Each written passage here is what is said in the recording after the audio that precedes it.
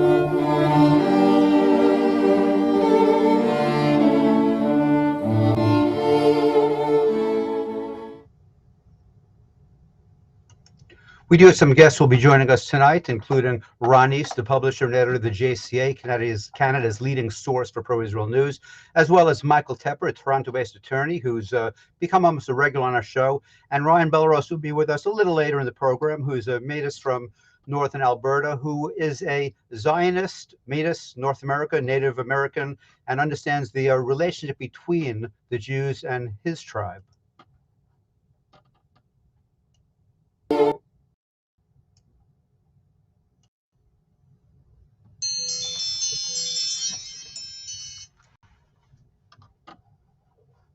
So what the show is tonight is about Canadian government's funding of anti-Semitism.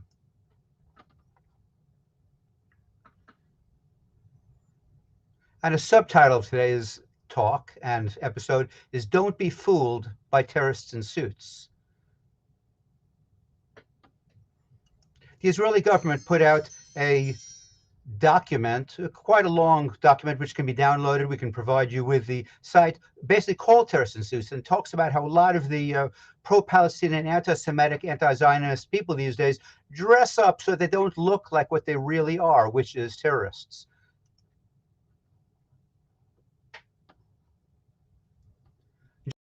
Just some examples from the Israeli document.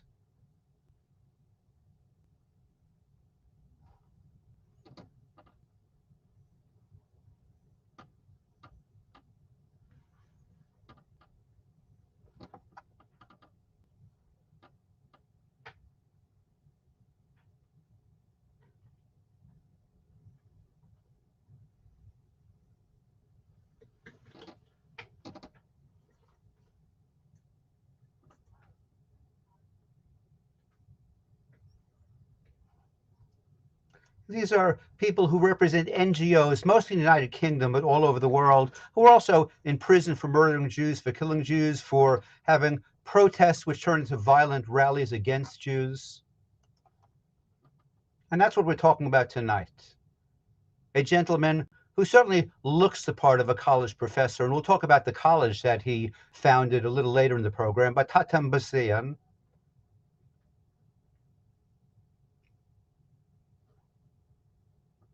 And don't let the suit fool you.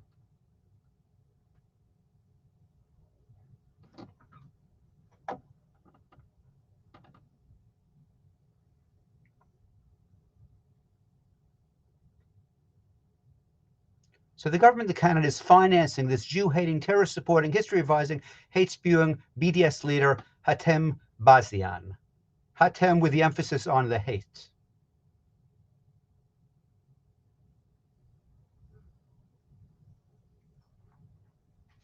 On Friday, January 28th, just a couple of days from now at 5:30 p.m., he'll be part of a panel talking about Islamophobia.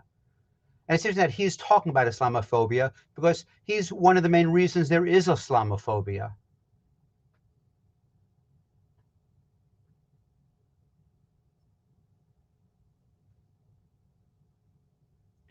So they're having Basian discussing Islamophobia. Are you kidding me?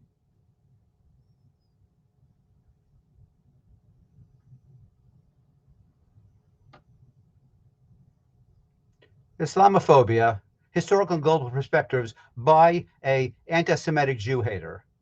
How appropriate is that? And I'm a firm believer in freedom of speech. However, not freedom of speech that's financed and subsidized by a Western country. We are a majority and we should act and envision ourselves as the global majority. And we need to increase our participation politically. We need to take one neighborhood at a time. We need to take one neighborhood at a time. We are many, they're few. We are many, they're few. Our political leadership was born without a spine. We need to give them genetic mutation and constitute a Palestinian spine for them. You need to count your days because the corruption that Israel represents will come to an end. Will come to an end. There are a large number of Zionists who are engaged with Nazi Germany. Zionism accepted to be the junior partner with the anti-Semitic European powers. We need to translate our strength into harassment of the political leadership. We need to harass them, have a civil disobedience. We've been watching Intifada in Palestine. We've been watching an uprising in Iraq. And the question is that what are we doing? How come we don't have an Intifada in this country? The time to rise up is today. The only language that the slave master understands is the language of violence. And they're going to say it's the Palestinian being too radical. We haven't seen radicalism yet.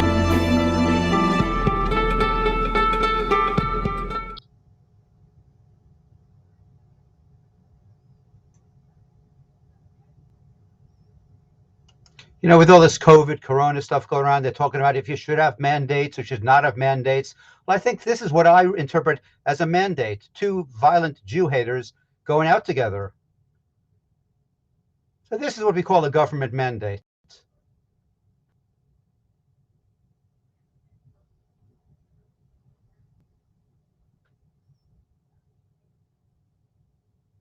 On a serious note, the world is a dangerous place not because of those who do evil, but because of those who look on and do nothing. So please join us at israelnow.ca. Help our fight against anti-Semitism because we need to be in this all together. And this is a special edition. Typically, we're on Sunday evenings at 7:30. Our sponsor this evening is a concealed carry talit bag. And Sunday, we'll be talking about protection within the synagogue. And without any further ado, join us in the fight against anti-Semitism at israelnow.ca. I'm going to sign out for a while, and here comes Meir.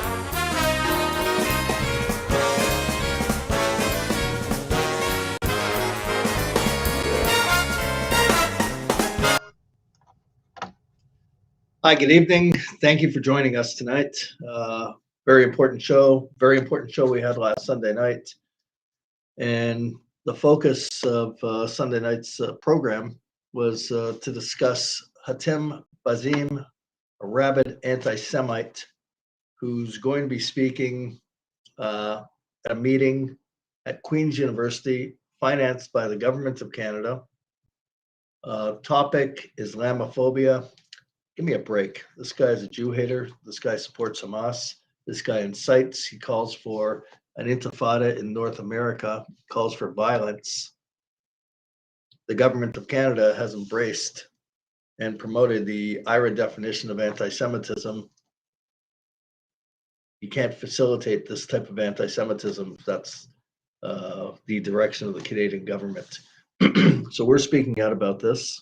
That event, that anti-Semitic event, is to take place this Friday, the 29th. Let me just mention also, tomorrow is International Holocaust Remembrance Day. All over the world, there's events. And the government of Canada financing a program with this anti-Semite who compares Israel to Nazi Germany. It's unthinkable. It's unthinkable. Let me just mention the Parsha quickly. This week's Parsha is Parsha's Mishpatim. And as it starts, says, and these are the laws that you shall set before the Jewish people. I don't really need to go on too much further. These are the laws that you shall set before the Jewish people to perform, to keep, to respect, to cherish. Laws between man and man, laws between man and God, conduct.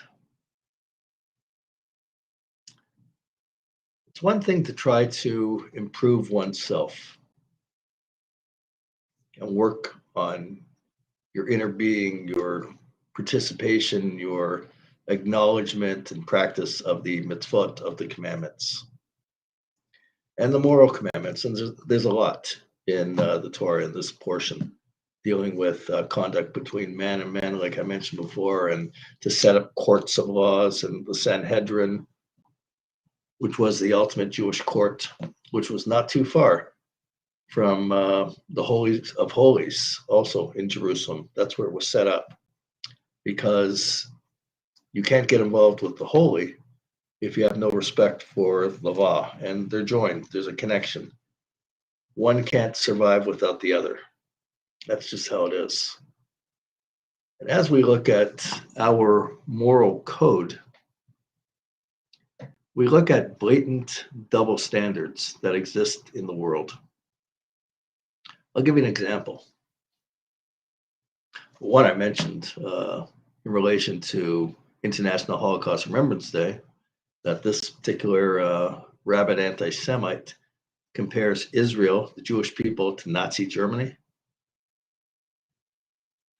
But then you also have an incident of properties in East Jerusalem that were owned by Jews that, as a result of the 1948 war, where 5 Arab armies invaded the new state of Israel to wipe it out, and Israel was successful.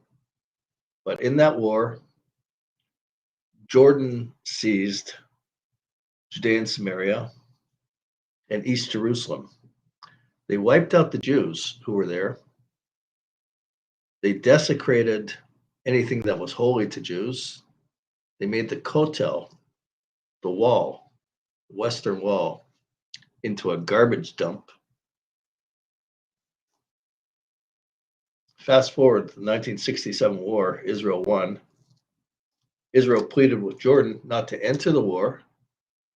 Jordan entered the war and started proclaiming, as the war was going on, that in a few minutes they're going to reach Tel Aviv.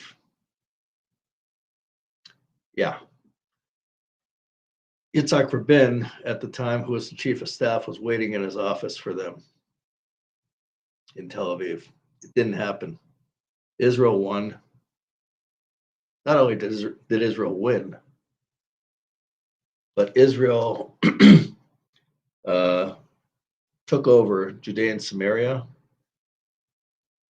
and Eastern Jerusalem, extended their hand to the Arab side for an agreement, which was not forthcoming. There was no negotiations, no recognition, no nothing. But in that period of time, after, from 67 to now, there were properties that were owned by Jews that Jordan seized when they had control over Judea and Samaria and Eastern Jerusalem from 48 to 67. It's all documented. And these Jews had a claim before the Supreme Court of Israel. And there was no doubt about it. Who owned, who had title to these properties? And Israel finally took action to expel the illegal squatters of the properties. And there's an outcry by the BDS, Hatim Barzem, ethnic cleansing. You've thrown out 2 families. Just a few days ago, there were reports coming out of Gaza that Hamas entered the Rafah area of Gaza and threw out many families and bulldozed their homes so that they could have better control over their tunnels that go from Egypt to Gaza, so that they could smuggle in weapons. Was there an outcry from Arabs or from the BDS? There was, I believe, a Facebook post about it. But there's going to be worldwide protests this weekend about East Jerusalem. The hypocrisy, the double standards stinks. And we have to speak out about this. We have a short video that will highlight this from an activist. Her name is Emily, does great work. And she put it out on social media. It's being shared a lot. More people have to get on board and speak the truth as well. We have this video, and if our doctor in the studio could show it, that would be much Sure. I'm going to appreciated. show the video. Before that, I just want to stress that this is not a new event. You know, people who don't follow history, those of us who do follow history, know that it does repeat itself. So first, before I show Emmy's short video, thought I'd show you this. This is back in 2010. Now, it's an important day because it happened to have occurred on my birthday, May 16th, that Hamas destroyed dozens of homes in Gaza. Again, this is over 10 years ago. Hamas police wielding clubs beat and pushed residents out of dozens of homes in southern Gaza in town on Sunday before knocking the buildings down and the bulldozers. Gaza's militant Hamas rulers said the homes were built illegally on government land. Well, I mean, it's Gaza. It's Gaza's land. It's actually our land, but that's a whole different story. One of the residents said that police women beat her with clubs, forced her to flee her house with a husband, 2 small children. And they said that between 30 and 40 homes were torn down and more were going to be torn down. Again, that's 2010. Okay, let's skip ahead to 2017. Hamas bulldozers are flattening the last remnants against protests of a 4,500-year-old Bronze Age settlement flattened. What happened was disastrous, according to the people from the United Nations. Hamas said they need the land because they have to give it to their senior employees, which means that Hamas is taking this land for themselves. And what this was an urban society concept 1,000 years before the pyramids. And before Emily goes on, my last comment is this is just last year. As we act like it just happened now, it hasn't happened before. Well, Hamas expelled residents from the homes in Rafah. Okay, they were woken from their sleep with no warning by bulldozers on January 3rd, 2021, as Hamas police freed them from the homes, made them homeless, demolished buildings with bulldozers. Greater than 13 acres were destroyed. Men, women, children, elderly people confronted Hamas, and they were left on the street. They weren't given anywhere to live. And they'd been living on this land, some of them for over 40 years. So with that commentary, let's hear what Emily has to say about a more recent event. Last night at around 3 a.m., the IOF demolished, destroyed, took down a Palestinian household. I think you meant the illegally constructed building, which was where an Arab school for special needs children was supposed to be built. If you're so upset about Sheikh Jarrah and concerned about Palestinians being homeless, where's your outrage over the 23 families who lost 55 dunams of land because Hamas confiscated it and demolished their homes this month? These are Palestinian children who are now homeless thanks to Hamas. And these are the Hamas bulldozers which destroyed their homes. Save your selective outrage. There you have it. The double standard. We have Ron East with us. Michael Tepper is going to be joining with us shortly as well. Ron, how you doing? Doing well, doing well. You know, you watch those videos and you listen to you and the doctor and you read everything and you just shake your head and you say, I can't believe that we have to do this every week. You know, and it's just amazing. But the double standard exists and exists very well. It exists in everything. It just like you mentioned with the demolishing of the homes by Hamas. You don't have to look too far into Judea and Samaria and see how the Palestinian Authority is demolishing homes of Palestinians with no judicial system whatsoever. Knock on the door, get out. You don't like it, you're arrested. Not a peep from anybody, not a demonstration. Nobody is calling for the Palestinian Authority to keep their hands off the homes of Palestinians in Judea and Samaria. Nobody is calling for a march in Toronto to the Palestinian home or house or whatever it's called for outrage. You know why? Because no Jews are involved. If Jews aren't involved, if Israel isn't involved, then it's not part of the paradigm that we want to talk about. So we're just going to kind of ignore the things that don't fit within the paradigm that we want to talk about, and we'll only focus, on the one thing and the one entity, Israel. Talking quickly about this Hatem Bazian, he didn't only draw a parallel between Israel and Nazism. He actually indicated that Zionists actually were the lower ranked participants of the Nazis, during the war, kind of trying to suggest in some way that Zionists, or Jews themselves, played, some kind of an integral role as a subsidiary of the Nazis, or collaborators of the Nazis during the war, which is so far-fetched and so absurd that I always wonder, who are these people that listen to this and actually, believe it? But then, I just read an article today, I'll finish with that suggests that the people who were born after the year 2000, I believe the number was quite high, if I remember correctly, it was in the 90s, don't even know that 6 million Jews were murdered in the Holocaust. So somebody who was born in the year 2000 is now 21, 22 years old. Right. And those people have gone through the formative education at school, university education, and yet the majority of them don't even know that 6 million Jews died in the Holocaust. How do we then expect people to be able to take somebody like Hatem Bazin and be able to understand that what he's talking is rubbish? And that's the problem, again, the education. That's the key part, I think, that's missing here. And it's alarming. Absolutely. I could point out just one thing so we don't lose it, we don't forget about it. It's that there's small victories that are going on. For instance, there was a BDS supporter who was trying to run in a riding for the Ontario Liberal Party, and the riding belonging to Newmarket Aurora. And we did our best to expose her. We weren't the only ones exposing her, but we did whatever we could. We had a couple of shows we mentioned her.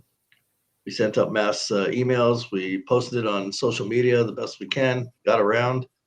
And she's been given her walking papers from the Ontario Liberal Party that she's not going to be a candidate. She's not going to represent them.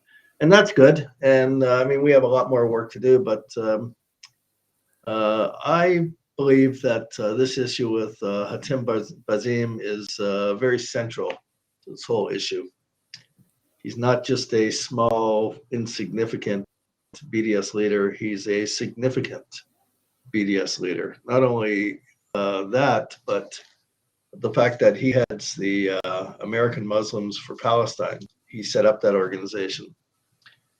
And there was a leader from CARE who spoke at a meeting that he organized, public meeting that he organized with Zahra Ballou, where she talked about targeting synagogues, Zionist synagogues. He has a long record of vicious anti-Semitism and hosting the worst of the worst. Linda Sarsour as well. Her diatribes against Jews were really white, ethnic colonialists, do not normalize Zionists, every anti-Semitic trope. And they're part of this organization, American Muslims for Palestine. And then when we see that Amir al-Gawabi, who was with the Canadian Race Relations Foundation or agency, that's a crown corporation, and as a crown corporation from the government of Canada, they should be embracing the IRA definition of anti-Semitism that she is being photographed together at Islamic conferences with Zahra Ballou, and she's going to be appearing together with Hatem Bazim. at this event at Queen's University on Friday. There they are. So how is this possible? Not only that, mentioned on a previous show, that she says in her bio that she was I believe, a co-founder of Bernie Farber's Canadian Anti-Hate Network. And Bernie Farber praises her up and down. But this is pure nonsense. Because if you're going to associate with Hatim Bazim and you're going to associate with Zara Balou, you shouldn't be with the Canadian Race Relations Foundation. We have a letter from the Prime Minister of Canada, Justin Trudeau, talking about this conference.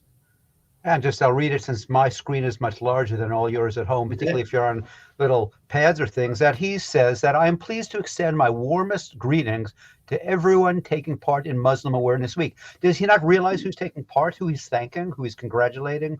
With the theme of bridging the gap against Islamophobia, what he's doing is he's having people who cause Islamophobia, and he's footing the bill. This week is a wonderful opportunity to highlight the contribution members of Canada's Muslim communities. You know, if we get time a little later, I'll talk about the university, the college that they've funded in California to teach kids how Sharia law. In fact, too many groups and individuals continue to be subjected to various forms of discrimination, right? Like the Jews, for example, but he forgets about that. By holding events such as these, we can build a more equitable and just society. I disagree. By holding events like these, we foster anti-Semitism and we give a pass to BDS and Hamas. His concluding line is on behalf of the government of Canada. He wishes everybody a wonderful week of activities and discussions. I'm not sure if he even realizes who's going to be speaking. If he does, then it's just mind-boggling. I think it's more an issue of ignorance than an issue when it comes to Trudeau, than an issue of him actually knowing who is actually participating in any particular discussion. That doesn't take away from the responsibility of the people who advise him. And in particular, I'll call out Mr. Kotler again, who had, his combating anti-Semitism mandate, who should be aware of this and should be advising him that perhaps, it's not so prudent for him to congratulate everybody, and perhaps he should be calling out those who are coming to this summit in order to cause more hate in our country and in order to cause more harm to their own community and to the Jewish community. Meir, I want to talk about Shamila Shakil for a second, the candidate who was trying to run for the Liberals, who was unsuccessful. And I want to just tie it into something that Hatim Bazan said in one of the clips that the doctor showed, where he said, we'll take him over neighborhood by neighborhood. That's his plan. That's the war, neighborhood by neighborhood. And I think that's exactly what you're seeing happening, both in the United States, Canada, and Europe, this attempt, legally and smartly, democratically, to try and gain your influence, one street at a time, one house at a time, one neighborhood at a time. And when you get enough of that influence, enough of that momentum, then you can move to what you really intend on doing. And he doesn't mix words when he says, we're the majority. And when he's talking about we're the majority, he's not just talking about now, he's also talking about in the future. And he's laying the seed or laying the plan for what's ahead.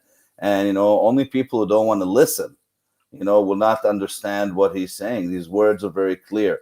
This is where we're seeing the trajectory of North America and Europe going. And, the question for all of us is this the trajectory we want to go down? And if it's not, what are we doing? What can we do to try and slow down this train that seems to be coming at us a little bit out of control? But I don't think that Trudeau actually knows who Hatim Bazan is. But somebody should have advised him way early about what's going on and the damage that this could be doing to the Jewish and Muslim communities as a whole within Canada. Yeah, no, you're right. You're right.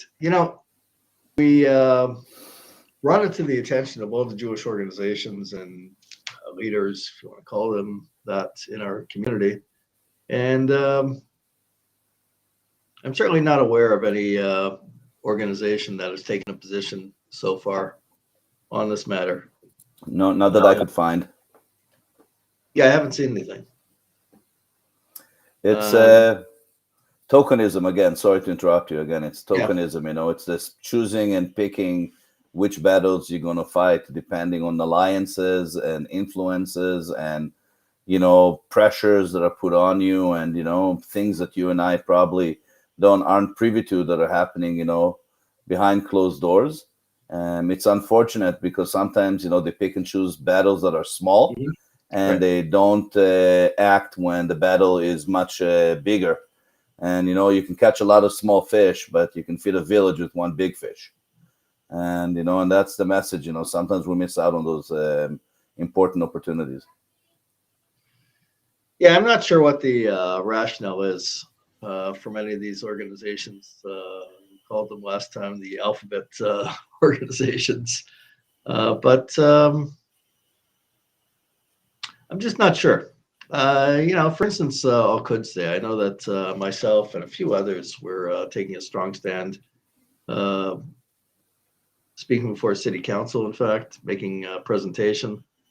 And then after a lot of noise, finally, an organization like CEJA would make a presentation to the government as well, but it was pretty late in the game. And right now, what we have, you know, like we said, that it's International Holocaust Remembrance Day tomorrow, and it's, you know, on the one hand, you could argue, you know, you're not going to be able to shut down every single meeting or every single speaker. But what makes it different or unique is that the government of Canada is financing this program. This guy should be out. No question about it. I'm not sure I haven't heard anything from Erwin Kotler either on this matter. It's supposed to be the picked by the government of Canada to oversee the issue of anti-Semitism in Canada. This event is going to legitimize the worst of anti-Semitism. And we have lots of cases of physical assaults on Jews, and they come because of BDS leaders like this that incite. And once they make the comparison, and they go beyond the comparison of Israel and Zionists to Nazism and Nazis, they blame the coronavirus on the Zionists, on Israel. And once they make that equation between Jews who support Israel, Israelis, Zionists, with worse than cancer, then that's the justification to go after Jews. That's what we see. You know, the two things I want to say quickly to answer Hanita Brown, who's typing there. Hanita, okay. I'm not doubting in one sec that Justin Trudeau is you know, playing to the votes and playing to. I'm just suggesting that I don't think that he knows every single event that's happening through the week. I don't think he vetted every single, you know, talk or topic or speaker. That's what I'm trying to say. But I'm saying it's the responsibility of the people within his government, within his office, to ensure that when the government is putting out money for events that are multicultural in nature, that the people who are going to participate in those events are not people that are going to bring harm or cause harm to their own community or to the Jewish community or any other community. And much like in the States, where a lot of places, you know, they have to sign all kinds of agreements and statements suggesting, you know, that speakers are going to behave in a certain way. And that's what I'm trying to suggest on that front. On the issue of the coronavirus, I'll tell you one thing that really bothers me a lot, especially with the Holocaust Remembrance Day coming tomorrow, and that's the abuse and misuse of the yellow star. And that's now become completely irrelevant and unimportant anymore. Everybody can wear a yellow star. Everybody is a victim. Everybody is a Holocaust victim in some way or another. You know, I saw it yesterday with the truck convoy that came through, and I'm not here debating now, you know, whether that truck convoy is good or bad. That's not the issue. So many people on the convoy wearing those stars, vehicle with the stars embossed, you know, embossed on the vehicle itself, diminishes, you know, the gravity of what the Holocaust was, diminishes what happened to 6 million Jews, and makes it much more acceptable for people like Hatim Bazan and others to utilize then that analogy of Nazis and Jews, Jews and Nazis, Israelis, Zionists, Nazis, etc., because we've taken away the important taboo of comparing people to Hitler or to the Holocaust. That's so gone that it's so irrelevant. You hear, compared to, even in my own work, I have to tell you, people have a slip of the tongue and they say, hey, I'm not trying to be a Hitler here, and I'm like, real quick, what do you mean by that? That's offensive. But they don't even understand that the language now has become so common that it just diminishes the importance of it. Right. Oh, I think Michael Tapper is with us if the doctor is watching. Yeah. There is Michael. There he is. Hey, Michael. Michael, how you doing? Very well. Sorry I'm late. I was attending actually another event. Okay. But I'm trying to fit them all in now. I've suddenly gotten busy. I wanted to offer a remark actually in response to what you said, Ron, about Holocaust Remembrance, International Holocaust Remembrance Day. Of course, there are two of them. There's the one that's happening tomorrow, and of course, there's Yom HaShoah on the Jewish calendar. This one is the International Day. It's not a day specifically for Jews. The Jewish Holocaust Remembrance Day is Yom HaShoah. Yeah. This one is the liberation of the Auschwitz extermination camp complex by the Red Army, specifically the 322nd Rifle Division, commanded by Major General Zubov. And I wanted to express that specifically in light of the very complex relationship between the Soviet Union and the Holocaust. The Soviet Army, for sure, deserves full honor and glory for having liberated Auschwitz and so many of the other death camps. But at the same time, the Soviets had a very dubious and messy record when it came to the Holocaust and the way they have recognized that. They have persistently throughout the tenure of their regime denied that Jews were systematically exterminated. Their line was, it was Soviet citizens who were massacred in large numbers by the Nazi regime. Soviet citizens, but they refused to acknowledge the extermination of Jews. Moreover, the Soviet regime itself had very strong anti-Semitic tendencies, including anti-Semitic tendencies led by Jewish leaders, whose principal purpose was to assimilate Jews and cause them to deny their identity and to pretend that they were not going to be Jews at all. At the same time, marking them with internal passports, designating them as Jews and freezing them out from opportunities to advance within Soviet society. So it's a very blurred and murky relationship that the Soviet Union has with the Holocaust and with the Jewish people as a whole. I'd say that can go for the majority of countries during the Holocaust, including those who would have been our allies. One Jew was too many for Canada. Others wouldn't let ships dock. Everybody has some blood on their hands for the murder of 6 million Jews in the Holocaust, including the Americans who didn't want to bomb Auschwitz. They didn't want to get in trouble with some of their oil dealings and others. I mean, we can go on and on and on. And the point I was trying to just make was on how the Holocaust is being so belittled through this coronavirus epidemic. In particular, we're talking about the Yellow Star and how the misuse and abuse of the Yellow Star is just diminishing. The importance of it, the importance of families like Meir's, myself, and yours, perhaps, who perished in the Holocaust, and how devastating that was. And there's been nothing comparable to the Holocaust since, and to compare it to anything is just a disservice. And that's why I'm not all that thrilled about the idea of sound and light demonstrations. I'm not happy about the idea of Niagara Falls being illuminated in yellow, or BC Place in Vancouver being illuminated in yellow light. I don't think that does the Jewish community much service, or does the cause of remembrance much service. We're not a sound and light show. No, I agree with you. It again, it's just to make people feel, that they've done something, and then you can go home and say, well, we did something. We lit this, we lit that. Yeah. I got an email today from CJ letting me know which buildings in Winnipeg are going to be lit. As if it's some kind of a Christmas parade that we should be going, driving around to have a look. I totally agree with you, Michael, and everything you're saying in regards to that, 110%. On a slightly different note, and perhaps I am chasing small fish, but I'm a small fisherman, and those are the only fish I can swallow. I scored a minor victory this week. There was a candidate for the Liberal nomination in the riding of Newmarket Aurora. Her name was Shamila Shakil, and she had quite the social media history.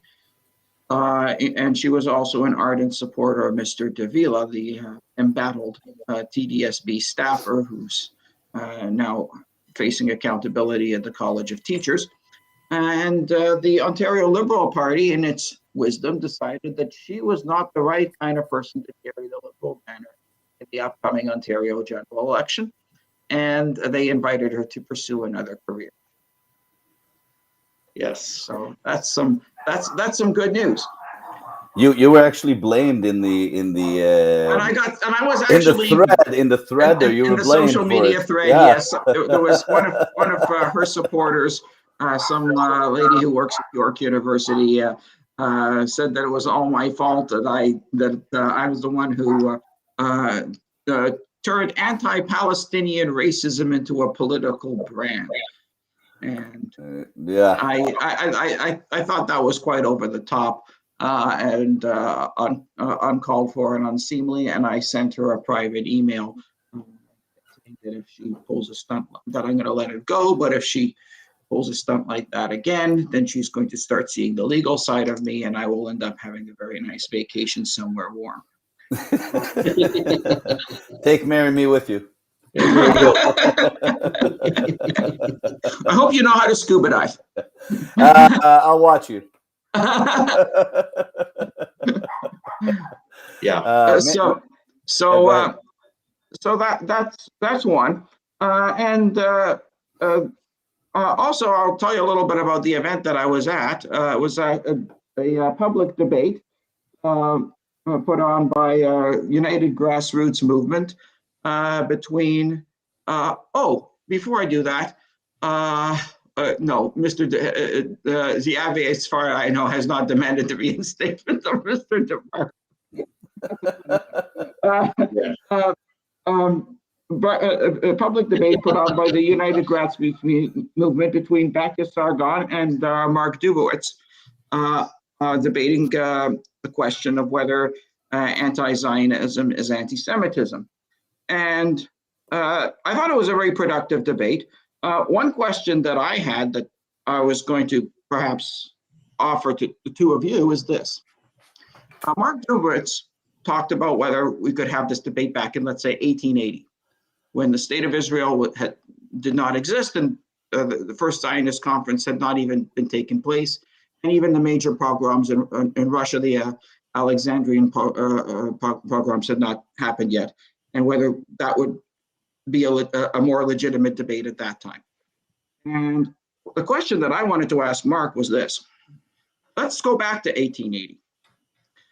There were 5 empires in those days that everyone thought would last forever. The German Empire, the Austro-Hungarian, Imperial Russia, the Ottoman Empire, and Imperial China. Yeah.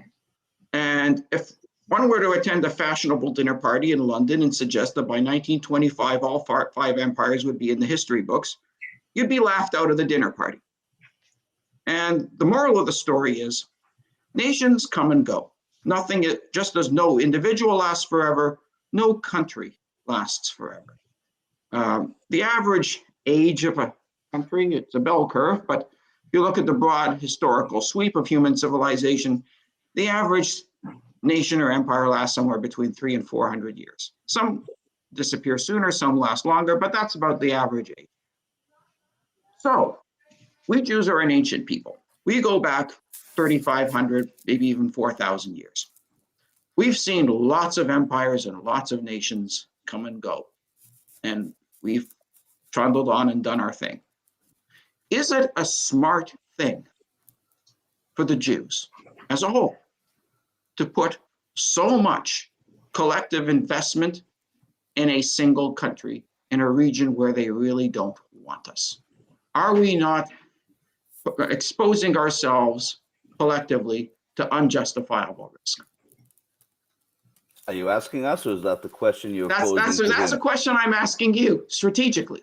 Is this a good idea? It's the greatest achievement of the Jewish people, I think, since the destruction of the Second Temple. Not all ideas look at the beginning to be the greatest ideas. But when you look at the context of how the state of Israel came to be, when you look at the context of what Zionism actually means, if you look at what the state of Israel has been able to achieve, I would 100% say that this was a very good, important, and meaningful step for the Jewish people. I think our safety today in the diaspora, to some level, is much more secured because we have a state of Israel. The question of whether or not everybody should invest all their efforts into, the state of Israel is the question that debate was actually all about, whether anti-Semitism, anti-Zionism are one and the same. Could you be a Jew today living outside of the state of Israel and reject the concept of a state of Israel? And I'd say it's because you have a state of Israel, you have the opportunity to reject it. Because, when the day comes and you do have to run away and you have to go hide somewhere, you have a place to go, you feel strong enough to reject that place because there's no harm going to be done to you. It's very similar as what I would say to Meir a lot of times when some bad elements come into Canada and then they find, the democracy that you and I, sometimes take for granted and the intricacies within it. And they take those intricacies and they manipulate them and they move them in order to gain what they want to gain. And then you see people in Canada who are, allowed to, permeate hate speech and other things because of democracy. I think the same thing stands for Israel and the Jewish people. I think it's because we have the state of Israel that we're able to, be able to feel safer outside of the state of Israel. Imagine if we didn't have a state of Israel right now, and the level of anti-Semitism that we're seeing would be at the level it is, if not higher. Where would Jews from Europe be able to go to? Where would Jews from North America be able to go to? And if we look at the history of the Jewish people, every 100 years or so, something comes up that causes us to have to question our own, viability where we are right now, and where are we going to go that's going to be safer. Up until, the state of Israel, we didn't really have any choice. You just took your stuff and you moved to the country, next door, and you hope that life will be better there. Now there's a choice for the Jewish people. We're a strong people. And I don't think, for me, there's a debate about whether, the establishment of the state of Israel was a good or bad idea. I'm 110% behind the establishment of the state of Israel. And, in not too short a future, the majority of Jews will be living there. And there's, nothing better for that, I think, as somebody who's a Jew and who believes in Zionism and our indigenous rights to our homeland, no matter in what neighborhood that homeland might be. My mother lives in one of the worst, neighborhoods in Winnipeg, but she's been living there for 20, 25 years. That's her home. That's where she lived. That's what she knows. That's what she wants to be. I can have the same debate with her. It's a terrible neighborhood. Is it really worth all the effort to put a security system in, to have the dog you have, to do the things you do, to live where you live? But that's her home. That's where her roots are. That's where she, her children grew. That's whatever, you can't just remove that from somebody because of, fear sometimes. Well, Meir, what do you say? I hear what you're saying, and I'm going to do the obnoxious thing and answer my own Sure. question. Go ahead.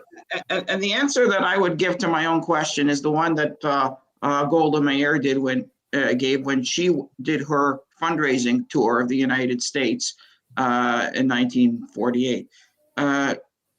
She appeared at a fundraising dinner, and she said that the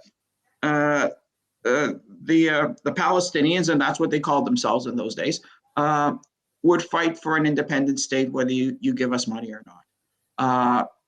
If you give us money, we will win. If you don't give us money, we will fight anyway, and we will probably lose. But fight we will, because this is the Jewish future. Because if we lose, there will not be a Jewish state now or for the next several centuries. It's now or pretty well never.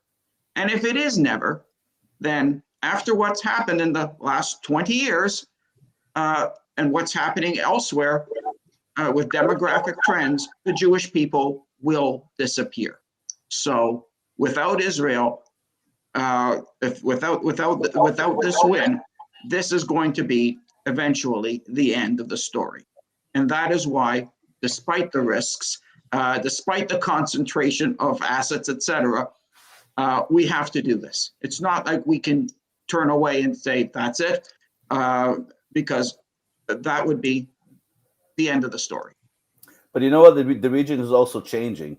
You know, the region that was there, 50, 60 years ago is a different region today. Who would have thought 10 years ago that Israel would sit with Lebanon and come to agreements on where to drill gas, where the boundaries of the sea is going to be? Who would have thought that Israel would supply gas to Lebanon? I mean, yeah, it's going kind of backwards, but still Israel is supplying gas directly to Lebanon with Lebanon's knowledge. Who would have thought that Israel would sign the Abraham Accords? Who would have thought that all these shifts would take place, and all these paradigms would take place in the Middle East? So the Middle East is changing as we change, and it's part of a neighborhood. That is so true. Just as who would have thought that the Austro-Hungarian Empire would be a relic for the history books in 1880?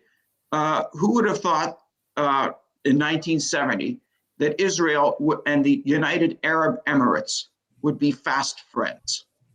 That they would have embassies in each other's capitals, that they would have direct flights, they would have tourist expeditions going from one country to the other. Who would have thought that was even possible? And who would have thought that Israel would be selling natural gas to Egypt and cooperating with Lebanon in developing natural gas projects? The ideas were completely impossible. Who would think that now that there are peace agreements between not just Egypt and Jordan, but with Morocco, the UAE, Bahrain, and now several other countries are in the works. Yeah, I'll tell you one more thing. We had. Let me just cut in for a moment. We saw what happens when we try to fit into society. In Germany, the Jewish people in Germany wanted to be the best Germans that they could be. In fact, there were Jews that occupied high offices in the political system in Germany. But shortly after, it led to the rise of Hitler and Nazi Germany. And that ideology of hating the Jew and killing the Jew en masse and setting up death camps won over people in Europe. Get the Jew. For centuries, we were accused of killing God, killing the Son of God, killing Jesus. Get the Jews. On Christmas, Jews used to have to hide because it was open season on Jews. That's the reality of the church experience with the Jewish people for the past 2,000 years. Theodor Herzl, he saw the level of anti-Semitism in the Dreyfus case, an assimilated Jew being targeted. Let's get the Jews. Let's get the Jews. You can't trust the Jews. Well, he wrote a book, The Jewish State. And if enough Jews got it, and enough Jews did get it, that let's reestablish the Jewish state. And not only that, but over the years, because of tenacity with the Jewish people and drive and ingenuity, and maybe, according to many rabbis, a superior soul, a lofty soul, we used everything at our disposal, the Jewish people collectively, to rebuild that Jewish state, to make it the success that it is now. We haven't seen anything yet. This is the beginning of a dream go on. Who would think the Jewish people, who suffered 6 million murdered, 12,000 a day in Auschwitz, would be a world leader in military technology? Not to say anything about medical technology helping the world, but military technology lecturing countries how to defend your borders. Israel, the Jewish people. We have Hatim Barzam that goes on. He says, we are many, they are few. You're right, we're few. We've always been a minority. Israel's successful, and Israel has the means, really, to demolish that BDS. And Israel is demolishing the BDS with all its successes. You talk about the gas deals, it's a joke what's going on. We're laughing our heads off at the BDS, the anti-Israel movement. They can't compare. We're providing the ability for Arabs in Lebanon to turn on the light switch in their homes. Even more than that, we're helping, save lives in Lebanon. I watch a lot of TV from the Middle East. I've seen the fathers crying in the streets because they can't turn on the asthma machine for their daughters. Yep. I've seen the mothers crying in the streets because their child is in the hospital and the hospital doesn't have a generator to run the machine so that the child can stay alive.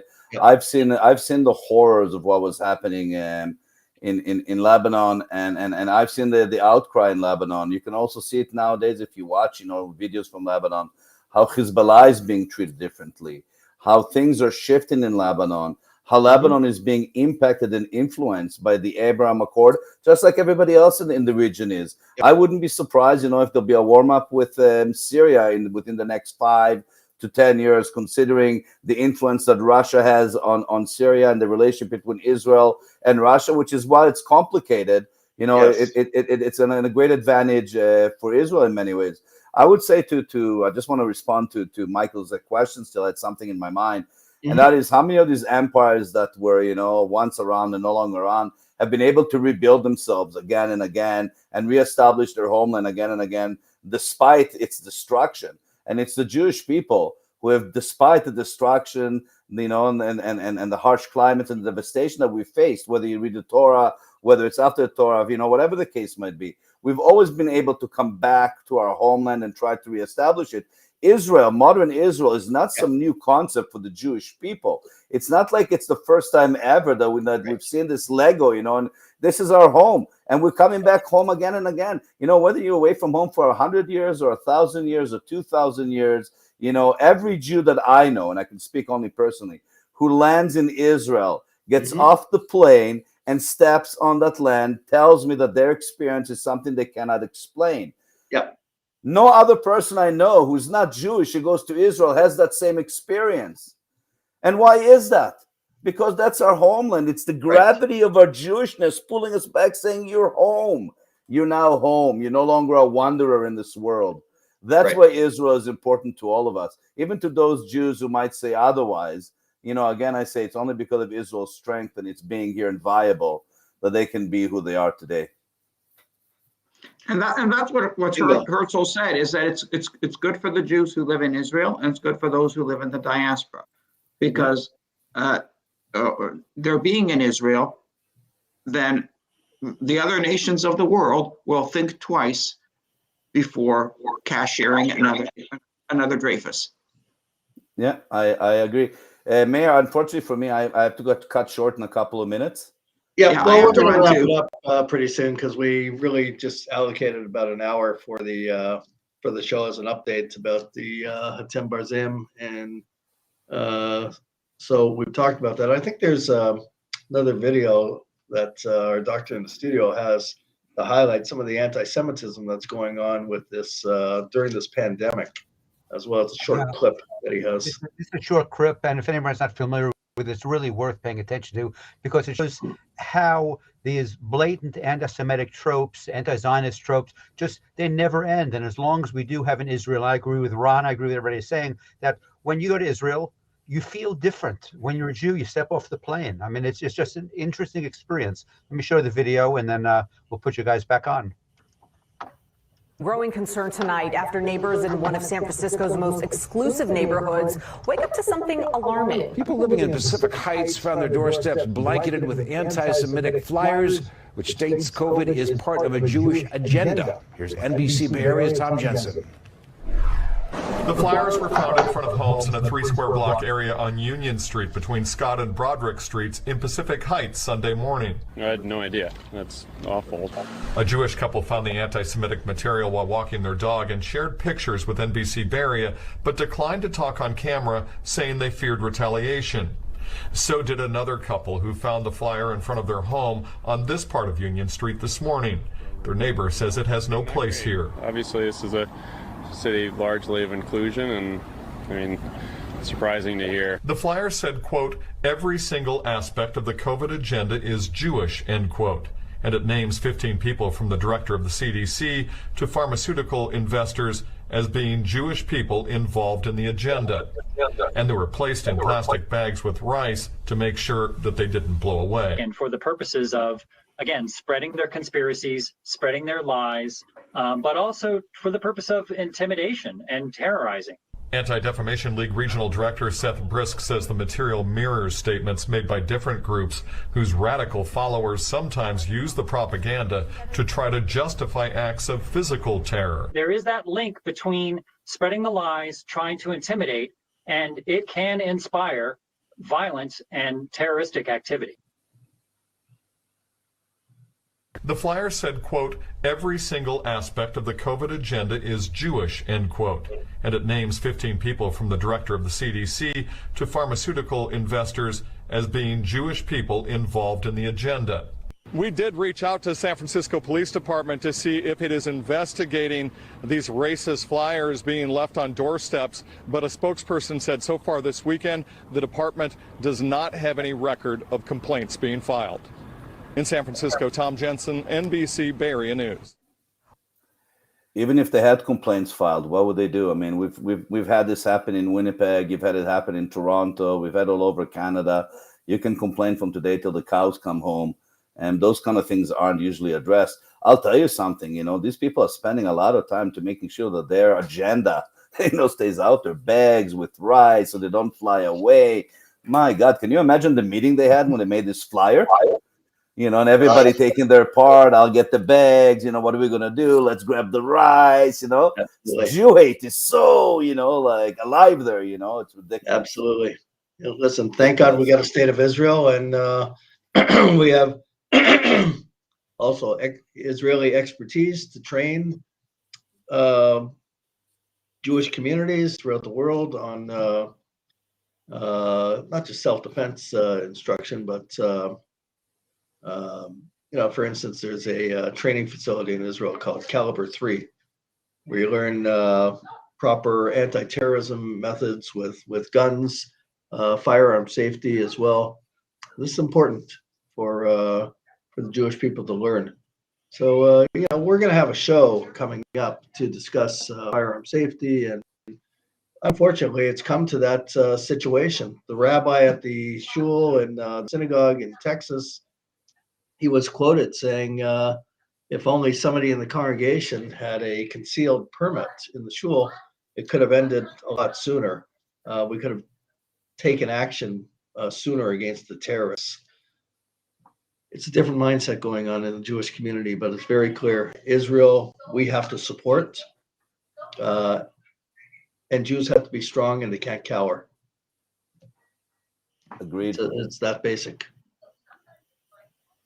Agreed 100%. Absolutely. Okay, Sure. so yes. I heard something. Okay, so why don't we go with final comments, because we're going to be signing off.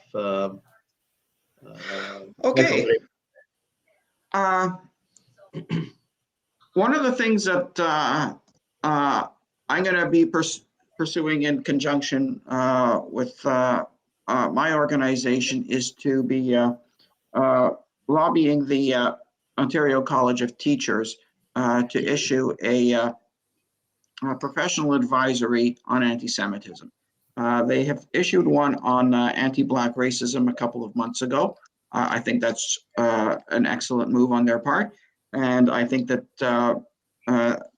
professional advisory on anti-Semitism in light of the DeMarco case and some of the other incidents that have taken place in Toronto and elsewhere is becoming a very urgent and pressing matter. And so I'm going to be working with my organization to advance that cause and try to get as much support from school boards and teachers and other grassroots players to move that initiative forward. Excellent. Excellent. Important. Very good. Ron. Yes, first of all, I want to commend Michael on the great work that he's been doing and continues to do, in his realm, in his, part where he's got the expertise, the know-how, the knowledge, and the influence. And I think that's part of what, Meir, you and I talk about a lot. People don't necessarily have to be in the front line in order to have an impact. If you have some kind of an expertise in an area that can really help, whether it's in the, writing letters, putting forward petitions, whatever the case might be, these are the kind of small actions that together roll into a big ball. And if we talk about it for a second, snow fell in Jerusalem today, which doesn't happen very often. The kids came out right away, and the first thing they did, was they're trying to create a snowball. When you start a snowball, it starts small, then you make it bigger and bigger. Then more people have to come together. And then you got to work together to lift it and position it. Well, it's the same thing as what we're trying to do here. Get this snowball to start going bigger and bigger. And we're getting more and more people joining us, Michael, for example, and others. And that's what we need to keep on doing, and united and together, we'll have a big impact. So, Michael, as they say in Israel, chapeau to you. I take my hat down to what you do. Meir, as always, my chapeau is always down for you, my friend. And I'm blessed for every opportunity I have to spend with you on the show and learn from you and from others. And I say, let's keep the fight going. It never stops. And let's everybody do what we can do. And together we'll be stronger. Absolutely. Absolutely. Well, we're getting the word out there. We're active. We're getting it out there. It is out there. Hopefully, Hatem Bazem is yanked from that event. It's not over yet. We're determined. Well, thank you very much, everyone, for joining us. Please share this on your social media platforms. Thank you very much. Thank you, everybody.